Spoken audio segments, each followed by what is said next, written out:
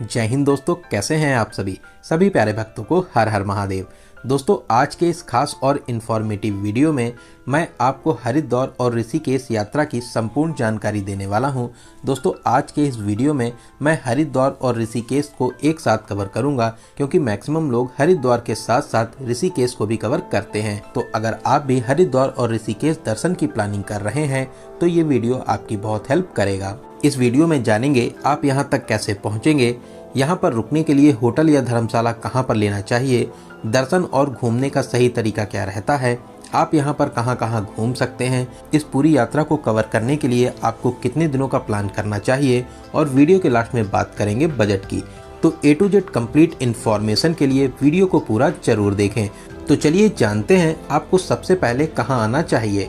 दोस्तों, मैं आपको एडवाइस करूंगा आप अपनी यात्रा को हरिद्वार से शुरू करें। यहाँ पर दर्शन और घूमने के बाद में फिर आप ऋषिकेश के लिए जा सकते हैं। यहाँ तक आने का जो सबसे अच्छा और सस्ता तरीका रहता है वो रहता है ट्रेन का। हर प्रमुख स्टेशन से आपको यहाँ तक डायरेक्ट ट्रेन मिल जाएगी। वहीं आप बस से भी यहाँ तक आ सकते हैं। बस की कनेक्टिविटी भी बहुत अच्छी है। आसपास के राज्यों और शहरों से आपको डायरेक्ट बस यहाँ तक के लिए मिल जाएगी। और अगर आप अपनी प्राइवेट कार से आना चाहते हैं तो ये भी एक अच्छा ऑप्शन रहता है। हर की पौड़ी के पास में ही मेला मैदान के पास पार्किंग फैसिलिटीज़ आपको मिल जाती हैं। वहीं बात करें फ़्लाइट की, अगर आप फ़्लाइट से आना चाहते हैं तो यहाँ का नियरेस्ट एयरपोर्ट देहरादून में है, जो यहाँ से लगभग 38 किलोमीटर की दूरी पर स्थित है। यहाँ तक आने के बाद में आप बस या टैक्सी के माध्यम से हरिद्वार तक आ सकते हैं। तो चलिए, ट्रेन का प्यारा सा सफ़र पूरा करके अब हम लोग पहुँच चुके हैं हरिद्वार, और अब हम लोग जानते हैं कि आपको रुकने के लिए होटल या धर्मशाला कहाँ पर लेना चाहिए। दोस्तों, ऐसे तो पूरे हरिद्वार में बहुत से होटल और धर्मशाला बने हुए हैं, लेकिन मैं आपको एडवाइस करूंगा कि आप रेलवे स्टेशन के सामने या हर की पौड़ी रोड पर होटल या धर्मशाला ले सकते हैं। धर्मशाला की रेट की बात करें तो 500 रुपये से धर्मशाला स्टार्ट हो जाते हैं। वहीं होटल्स की रेट की बात करें तो 700 से 1500 के बजट में आपको बहुत ही अच्छा सा होटल मिल जाएगा। और अब हम लोग बात करते हैं आप हरिद्वार में कहाँ कहाँ दर्शन कर सकते हैं और यहाँ पर कहाँ कहाँ घूम सकते हैं।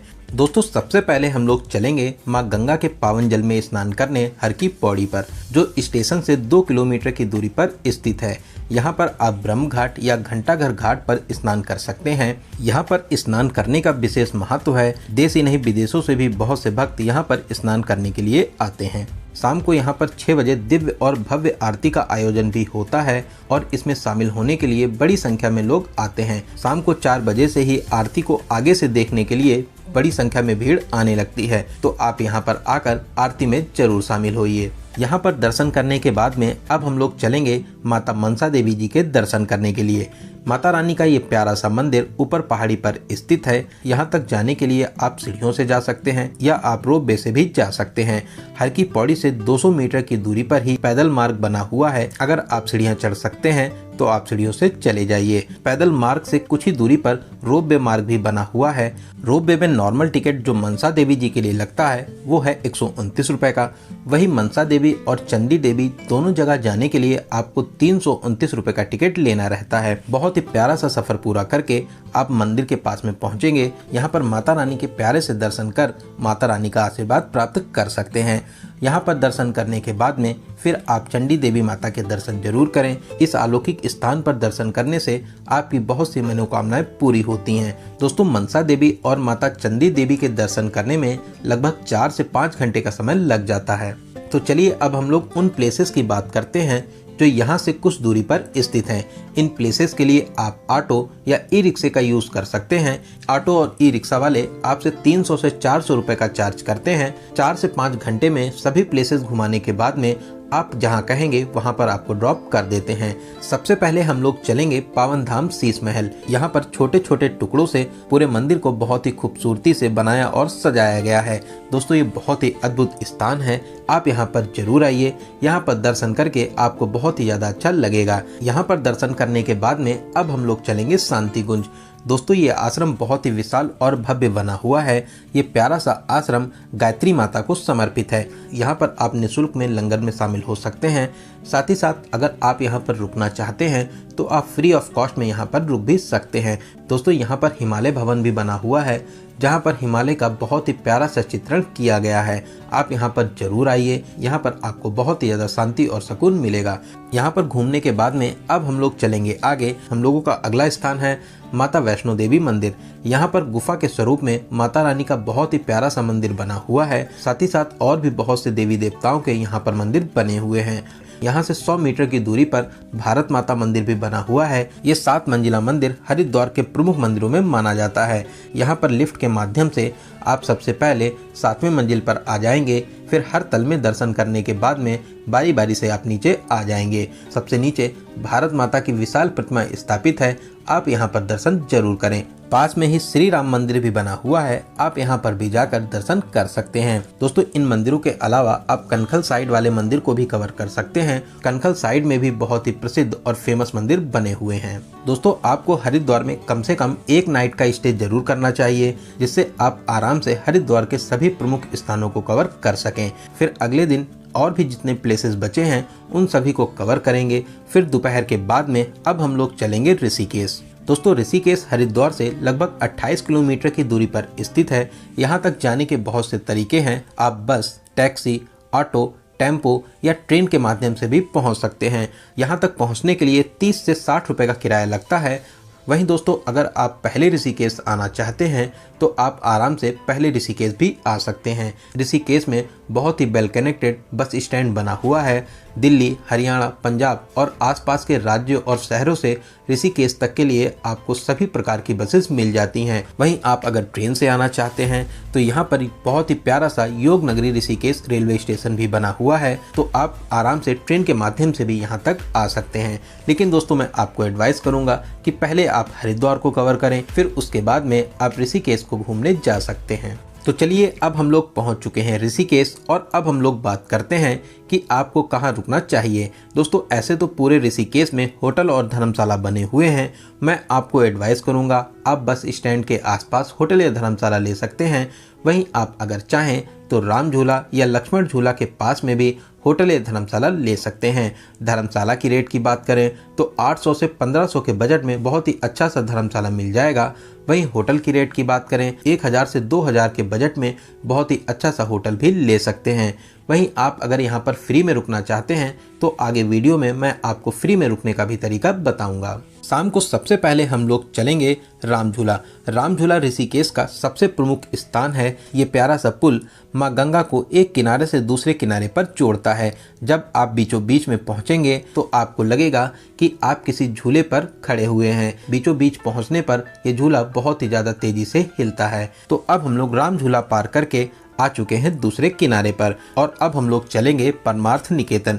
यहाँ पर गंगा नदी के बीचों बीच में शिव जी की विशाल प्रतिमा स्थापित है, जो ऋषिकेश का एक प्रमुख आकर्षण का केंद्र भी रहता है। शाम को 6 से 7 के बीच में यहाँ पर भव्य आरती का आयोजन भी होता है।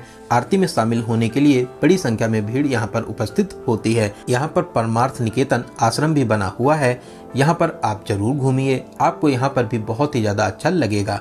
दोस्तों, आप अगर यहाँ पर रुकना चाहते हैं तो आप यहाँ पर फ्री ऑफ कॉस्ट में रुक भी सकते हैं। वहीं पास में ही गीता भवन भी बना हुआ है, ये भी बहुत ही अच्छा सा आश्रम है। अगर आप यहाँ पर भी रुकना चाहें तो आप यहाँ पर भी आराम से फ्री में रुक सकते हैं। यहाँ पर भी घूमकर आपको बहुत ही ज़्यादा अच्छा लगेगा।